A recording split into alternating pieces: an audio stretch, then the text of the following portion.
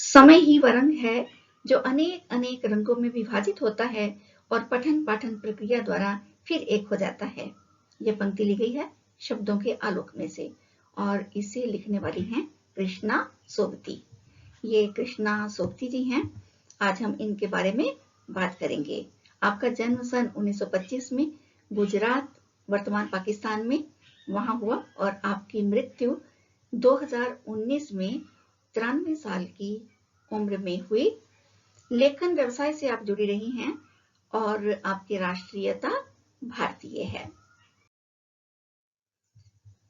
कृष्णा सोबती जी ने बहुत सारी गद्य रचनाएं लिखी हैं, जिनमें से उनकी प्रमुख रचनाएं, जिनमें उपन्यास भी हैं, कहानी संग्रह भी हैं और उनमें है शब्द चित्र और संस्मरण। उपन्यासों में जिंदगी नामा, दिलो दानिश, ए लड़की, समय सरगम महत्वपूर्ण है, तो कहानी संग्रह में डार से बिछुड़ी, मित्रों मरजानी, बादलों के घेरे, सूरजमुखी, अंधेरे के लिखे गए। संस्मरण और शब्द चित्रों में हम हशमत और शब्दों के आलोक में, ये कृष्णा सोबती जी की कुछ एक प्रमुख रचनाएं हैं।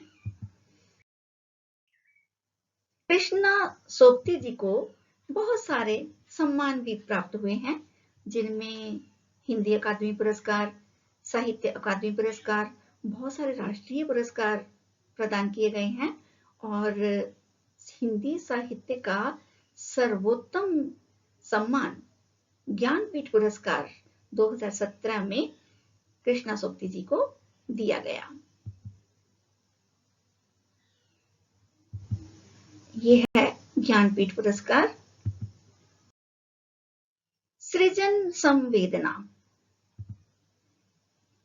कृष्णा सोबती जी की अपने साहित्य लेखन के प्रति संवेदना क्या है, हम इसकी बात करें तो हिंदी कथा साहित्य में कृष्णा सोबती की विशिष्ट पहचान है।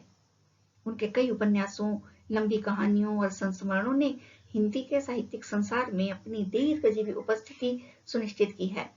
उन्होंने हिंदी साहित्य को सिक्का बदल गया की शहानी, मित्रों मरजानी की मित्रों एवं हम हशमत में से हशमत जैसे यादगार चरित्र दिए हैं, जिन्हें अमर चरित्र कहा जा सकता है।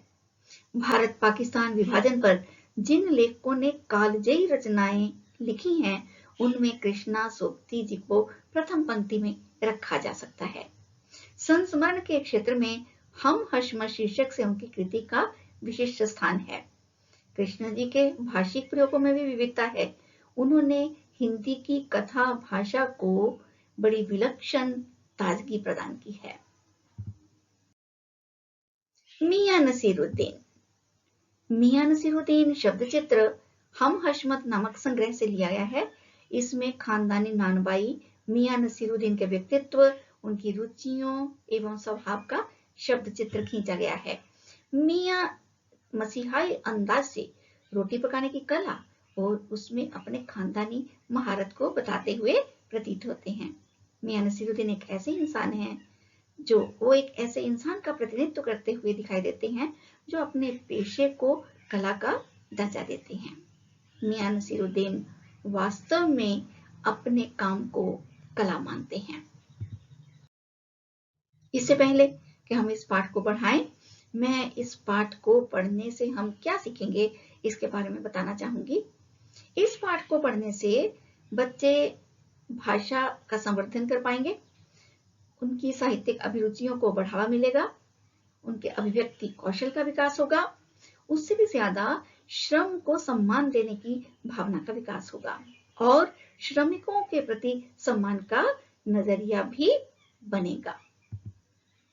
ये है मियां नसीरुद्दीन, जो अपनी एक पुरानी सी अंधेरी सी दुकान में है और पीछे हमें कृष्णा सोबती भी इस चित्र में दिखाई दे रही हैं।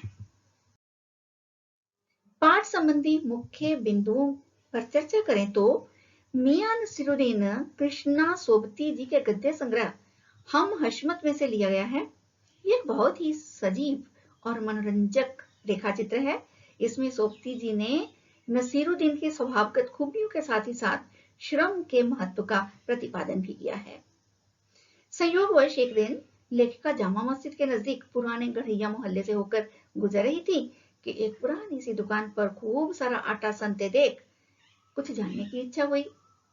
रुकने पर पता चला ये नानबाई नसीरुद्दीन की दुकान है, जो 56 किस्म की रोटियां बनाने में निपुण है। नानबाई नसीरुद्दीन का ये पुश्तैनी काम है। उनके पिता, उनके दादा ये नानबाई का काम ही करते थे और इस काम पर मियां नसीरुद्दीन को बहुत फख्र है, बहुत गर्व है, क्योंकि शहर भर में कोई भी दूसरा नानबाई खानदानी नानबाई नहीं है। मियां नसीरुद्दीन से लेखिका की भेंट। लेखिका ने देखा दुकान के भीतर बैठे मियां बीड़ी का दम भर रहे हैं। उनके चेहरे पर अनुभव की छाप है और आंखों में चुस्ती और चतुराई की चमक भी है। लेखिका ने थोड़ा झिझकते हुए कुछ संवाद करने की अनुमति मांगी तो मियां ने पंचहजारी अंदाज में सिर हिलाकर हामी भर दी, पर साथ ही एक प्रश्न भी पूछ डाला कि लेखिका कहीं अखबार नवीस तो नहीं। असल में अखबार वालों को मियां खुरापाती समझते हैं, एकदम निकम्मे निठल्ले। ये मियां नसीरुद्दीन का अखबार नवीसों के प्रति नजरिया है। खानदानी पेशे पर मियां नसीरुद्दीन को बहुत गर्व है। लेखिका के पूछने पर कि रोटियां बनाने का हुनर कहां से सीखा, तो मियां ने जवाब दिया, ये उनका पुश्तैनी काम है। उनके वालिद मियां बरकत शाही गढ़ैया वाले नानबाई के नाम से प्रसिद्ध थे और उनके दादा साहिब मियां कल्लन भी बहुत ऊंचे दर्जे के नानबाई थे। अपनी खानदानी शान का एहसास करते हुए मियां ने बताया, ये काम उन्होंने अपने वालिद साहब की खिदमत में रहकर सीखा है और एक नानबाई सीखने के लिए जाएगा भी तो कहाँ, नगीना साहब के पास, आईना साज के पास, या फिर मीना साज के पास, या फिर रफूगर, रंगरेज या किसी और के पास नहीं। मियां नसीरुद्दीन बताते हैं कि उन्होंने ये काम अपने पिता के पास रहकर ही सीखा है, उन्हीं की खिदमत में रहकर सीखा है और स्वयं काम करके सीखा है। मियां बड़े गर्व से ये भी बताते हैं कि उनके बुजुर्गों ने बादशाह सलामत को ऐसी चीज बनाकर खिलाई थी जो न आग से पके और न पानी से। और जब लेखिका ने बादशाह सलामत का नाम पूछा तो मियां जी ने कहा कि क्या इतना काफी नहीं है कि उनको जहां पनाह कहा जाता था, बादशाह सलामत कहा जाता था, बस इतना ही जानिए ना। और फिर एक खानदानी नानबाई तो कुएं में जाकर भी रोटी बना लेता है। मियां नसीरुद्दीन ये बात भी लेखिका से करते हैं।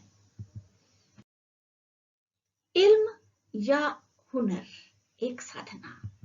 मियां नसीरुद्दीन के लिए इल्म यानी विद्या यानी शिक्षा यानी कुछ भी जानकारी या हुनर वो एक साधना है, एक तपस्या है जिसे धीरे धीरे धीरे धीरे ही सीखा जाता है। मियां नसीरुद्दीन इल्म या हुनर को साधना मानते हैं। हुनर सच्ची लगन और मेहनत से सीखा जा सकता है। छोटे छोटे काम करके ही बड़े कामों को सीखा जाता है। मियां ने अपनी बात को स्पष्ट करते हुए बताया कि उन्होंने भट्टी बनाने, भट्टी के आंच देने और बर्तन धोने तक के काम हाथ से करके रोटी बनाने का काम सीखा। दुकानदारी और ग्राहकी का सीधा अनुभव पाने के लिए उन्होंने मुद्दत तक खोमचा चलाया। दुकान पर भी वो सीधे आकर नहीं बैठ गए, इसके लिए कड़ी मेहनत की है उन्होंने। वर्तमान में मियां के मन में दर्द है। वो दर्द क्या है? लेखिका ने भट्टी पर पकने वाली रोटियों की किस्में जानने की इच्छा प्रकट की तो इस पर एक अजीब सी खींच मियां नसीरुद्दीन के चेहरे पर उभर आई। कुछ तुनक कर कुछ रोटियों के नाम उन्होंने बता दिए और कहते कहते वे पुराने जमाने की यादों में डूब गए। उनका दर्द सच्चा था। आजकल पहले की तरह न लोगों को खाने पकाने की चीजों का शौक है, न कदर ही है। लोग भारी और तंदूरी से ही काम चला लेते हैं, जबकि खानदानी नानबाई मियां नसीरुद्दीन तो 56 प्रकार की रोटियां बनाने में महारत हासिल किए हुए हैं। उन्हें दर्द है कि लोगों को इस बात की कदर नहीं कि रोटियों को कई प्रकार से बनाया जाता है और फिर स्वाद से खाया जाता है। तुनकी रोटी के बारे में वे बताते हैं कि ये पापड़ से भी महीन होती है, और यही मियां नसीरुद्दीन का दर्द है कि लोग खाने बनाने के इन तरीकों को भूल गए हैं, उनके स्वाद को चखना भूल गए हैं और ऐसे नान भाइयों की कद्र करना भूल गए हैं।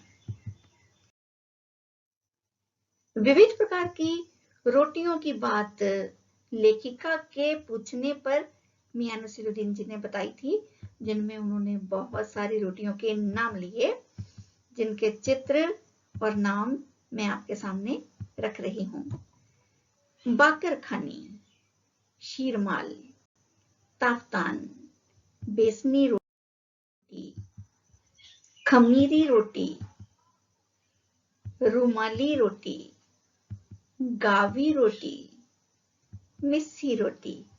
इस प्रकार से अन्य अनेक बहुत किस्म की रोटियां बनाई जाती हैं। अब बढ़ते हैं शब्द छवि की तरफ। पहला शब्द है नानबाई। नानबाई का अर्थ मैंने पहले भी बताया, तरह तरह की रोटियां बनाने और बेचने वाला नानबाई कहलाता है।